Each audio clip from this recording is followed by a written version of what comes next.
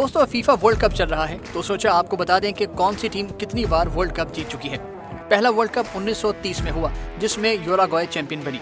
1934 और 1938 में इटली फातेह हुई। वर्ल्ड वॉर 2 की वजह से 1942 और 1946 का वर्ल्ड कप नहीं हो सका। 1950 की वर्ल्ड चैंपियन दूसरी बार यूरुग्वे बनी। 1954 का फातेह जर्मनी रहा।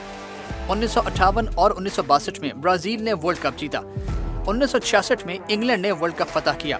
1970 में ब्राजील ने फिर मैदान मारा। 1974 में फिर जर्मनी। 1978 में अर्जेंटीना। 1982 में फिर इटली। 1986 में अर्जेंटीना दूसरी बार चैंपियन बनी। 1990 में जर्मनी तीसरी और 1994 में ब्राजील चौथी बार चैंपियन बनी। 1998 में फ्रांस ने पहली बार चैंपियन का ताज पहना। 2002 का टाइटल पांचवी बार ब्राजील के नाम रहा। 2006 में इटली चौथी बार चैंपियन बना। 2010 में स्पेन पहली बार। 2014 में जर्मनी चौथी बार और 2018 में फ्रांस दूसरी बार वर्ल्ड कप का फातेह हुआ। देखते हैं 2022 में वर्ल्ड कप का ताज किसके सर सजेगा।